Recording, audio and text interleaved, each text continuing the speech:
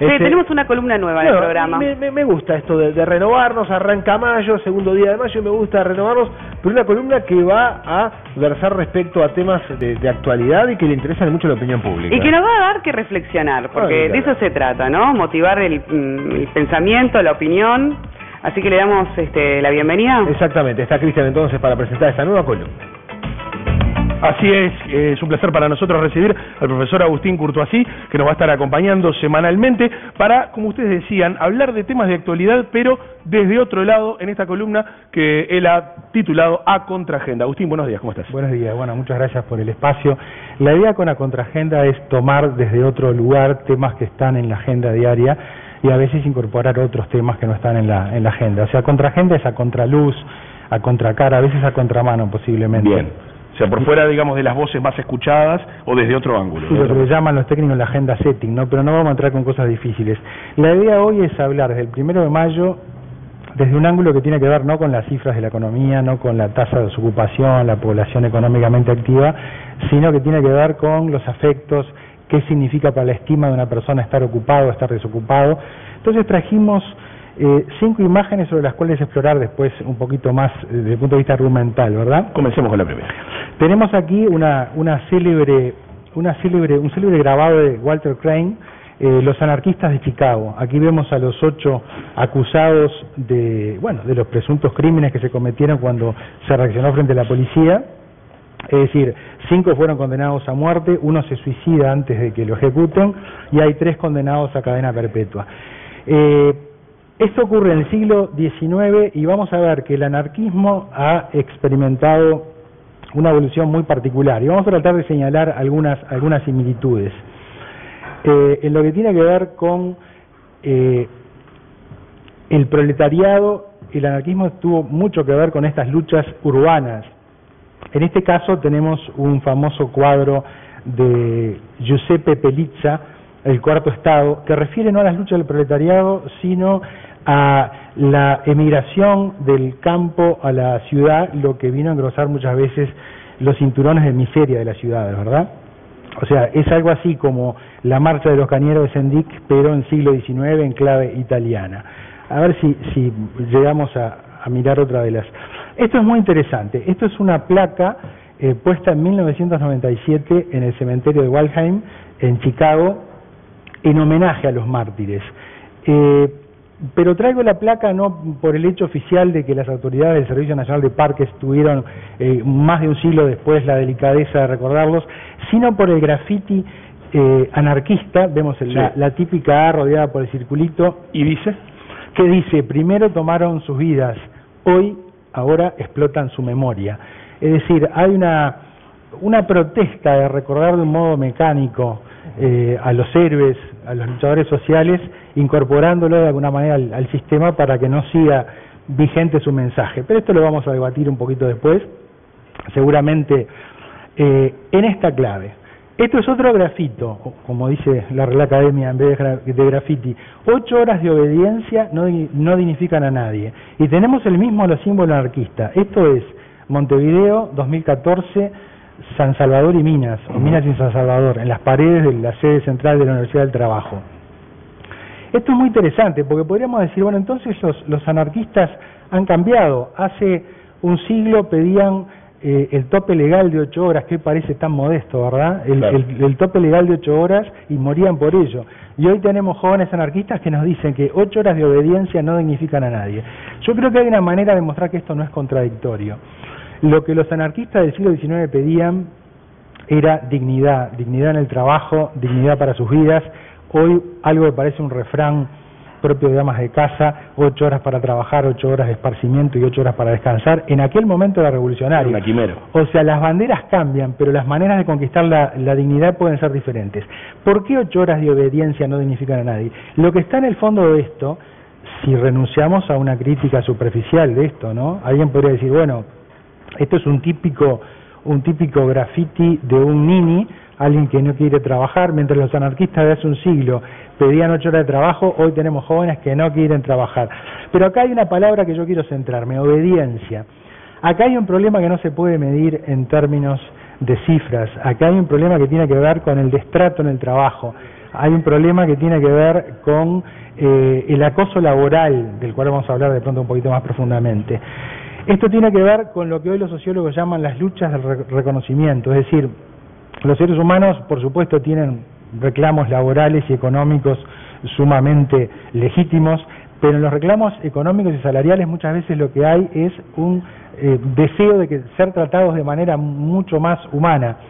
Cuando a la gente no la tratan de modo humano, reconociéndola, tenemos ira, tenemos rebeliones, tenemos motines. Cuando a la gente se le humilla, la gente se avergüenza. Y solamente cuando a la gente se le da un lugar, se le da un espacio en la empresa, en la sociedad, es allí cuando la gente deja de quejarse de estas 8 horas de obediencia. Pero eso tampoco parece tan antisistémico ese graffiti, porque, digamos, un siglo y medio atrás por ese graffiti nadie hubiese salido vivo directamente. Posiblemente. Yo propongo que hablemos de esto en términos de explorar algunas leyes que han intentado atacar lo que está debajo de las formas del desconocimiento. O sea, no vamos a hablar de si hay un 6% de desocupados o si la población económicamente activa tiene tantos o tantos cientos de personas. El punto es qué está detrás del rechazo de la obediencia, qué está detrás de los jóvenes que no quieren encuadrarse en formas de vida que ellos no han elegido, ¿verdad? Bien, bueno, ¿esa era la última imagen? No, teníamos otra, pero vamos a pasamos a la barra, entonces, argumentar. Si nos acompañan, pasamos a la barra para seguir conversando de esto, que es bien interesante, sobre todo porque, claro, le asigna otro sentido al Día de los Trabajadores, que es una celebración que se da a nivel mundial, es un día que se celebra a nivel mundial, no en todos los países, hay días que el famoso en Estados Unidos no se festeja, ¿no? No, y hay otras partes del mundo. Es un poco cínico lo de la placa que veíamos recién, porque en los Estados Unidos no se festeja eso, ¿no? Lo que importa acá es que qué aspectos del reconocimiento, qué aspectos de hacer sentir bien a la gente se pueden acceder con leyes, ¿no? O sea, insistimos, esto es a contraagenda, mirar el trabajo desde otro ángulo. Nosotros tenemos 3 leyes muy conocidas relativas al campo laboral que intentan humanizar el trabajo. Tenemos la llamada Ley Zunca, la Ley de Responsabilidad Penal Empresarial, tenemos la Ley contra el Acoso Sexual y tenemos la Ley contra la Discriminación, el racismo y la xenofobia. Yo lo que digo que para que este tipo de grafitis dejen de pintarse, tenemos que hacer no solamente leyes que toquen lo concreto del trabajo, porque que una persona tenga el casco, tenga el arnés, tenga una protección, es algo tangible, es un objeto físico. Si una persona es judía o es negro, es algo que es muy fácilmente demostrable, pero el acoso moral, laboral, ya no es tan fácil de mostrar. Cuando un jefe destrata a un hombre permanentemente y ese hombre llega a su casa, seguramente esté agresivo y seguramente, como dicen los sociólogos ingleses, el capitán patea al grumete y el grumete patea al gato. O sea, en las sociedades donde hay espacios de violencia simbólica en los trabajos, eso genera violencia doméstica en los hogares. Te pongo un ejemplo. Ayer en la puerta de uno de los supermercados hubo una amenaza puntual del Departamento de Recursos Humanos, de los supermercados que ayer abrieron, a aquellos empleados que no concurriesen a trabajar, que se les iba a quitar el presentismo, y además no se les iba, todo lo que tiene que ver con el incentivo, con el pago que corresponde por trabajar en días feriados. Aparte fue una amenaza explícita, hecha además por una cadena conocida. Eso es denunciable ante el Ministerio de Trabajo, es decir, hay también organismos que hoy por hoy pueden o deben ocuparse de ese tipo de maltrato. Claro, lo que ocurre es que hay cosas que son más demostrables que otras, ¿no? La presión de una patronal se convierte en un hecho explícito cuando hay fuerza organizada que lo denuncia. Pero ¿cuánta gente tendría hoy el derecho de agremiar si no lo hace? Existe todavía. Y hay gente que soporta destratos porque necesita el trabajo. Entonces necesitamos leyes hardware, o sea, leyes que tratan con objetos tangibles, o sea, defender claramente a los que por su condición de género, religión, opciones sexuales no sean discriminados, pero es claro para defenderlos, porque su condición es muy sencillo comparativamente. Es mucho más sencillo demostrar que alguien es judío o es negro que demostrar que hace meses que tu jefe te destina una tarea que no es la que te corresponde, o no te recibe para una entrevista, o hay un grupo en la empresa que está marginando a ciertas personas. Eso es más difícil de demostrar. Y Agustín, ¿no ocurre también, que es algo adquirido lamentablemente en nuestro colectivo, el famoso no te metas si no te conviene, cuando un grupo de trabajadores tiene la posibilidad de nuclearse y reclamar por sus derechos, que siempre aparezca, digamos, también otro núcleo que diga, no, mejor cuidar lo que tenemos, jugar a la segura, o simplemente evitarse cualquier tipo de inconveniente?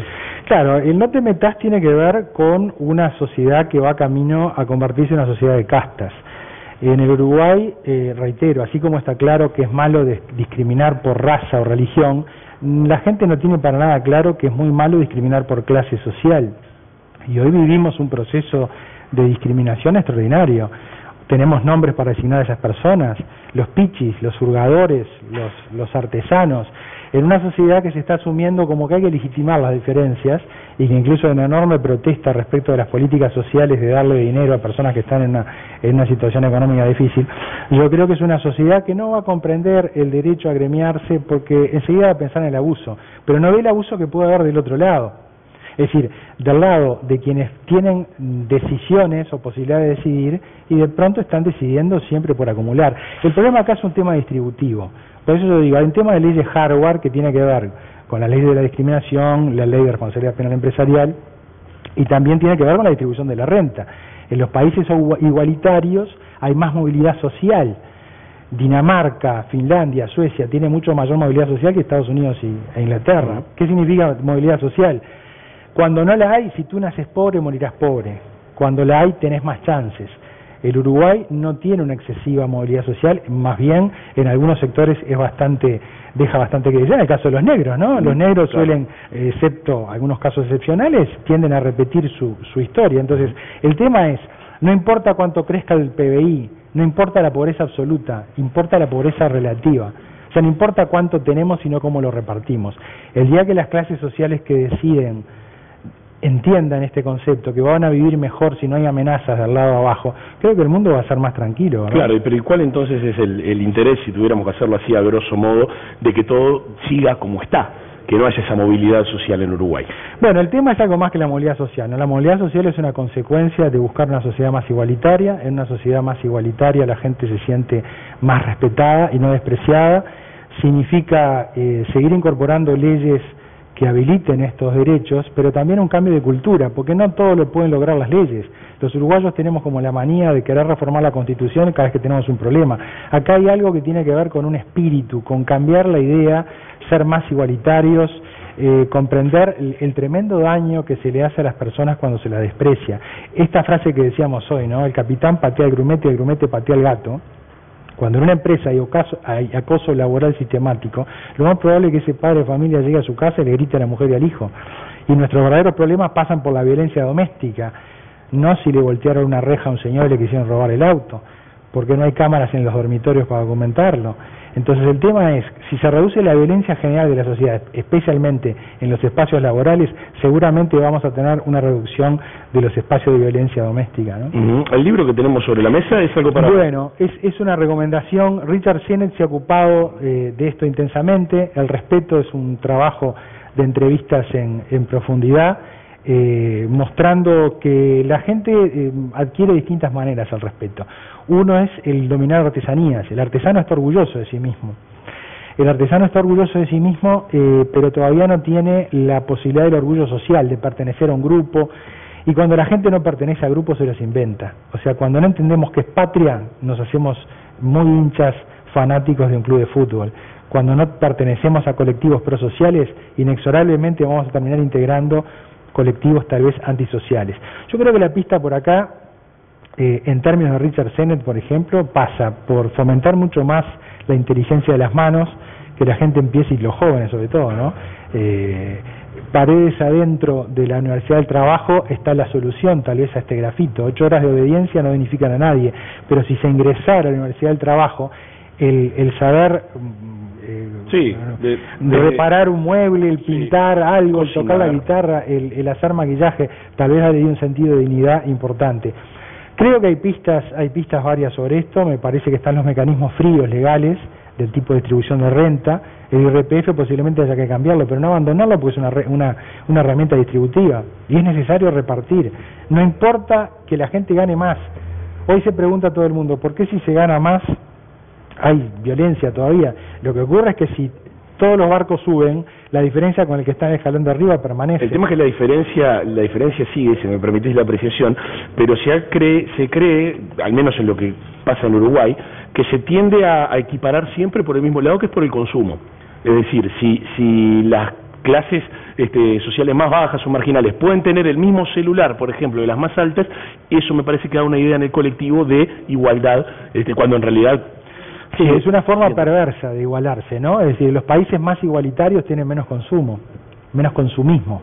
Hay menos inversión publicitaria en Suecia y en Noruega, en Dinamarca y en Finlandia, que en países como Estados Unidos, Inglaterra o nosotros. Puede ser un lindo tema para tocar en la próxima. Yo propongo terminar con esta idea. Ayer uno de los expositores, de los oradores del 1 de mayo, habló del puño que estaba en el estrado. Y ese puño lo interpretó no de una manera violenta. Dijo, ese puño lo que quiere es apretar las conquistas laborales para no perderlas. Yo creo que es una idea muy positiva. Creo que debería ser correspondida del lado de los decisores, del lado de los grupos económicos, de las cámaras industriales, de las asociaciones rurales. Debería responderse ese puño que apenas quiere apretar conquistas sociales, la mano extendida de la generosidad. Vamos a compartir que hasta los ricos van a vivir mejor. Muy bien, Agustín, quedó clarísimo. Muchísimas gracias, te esperamos la semana que viene para seguir... O en 15 días. O en 15 días, para seguir discutiendo la actualidad a contraagenda. Muchas gracias. Muchas gracias. Señores, nosotros nos vamos al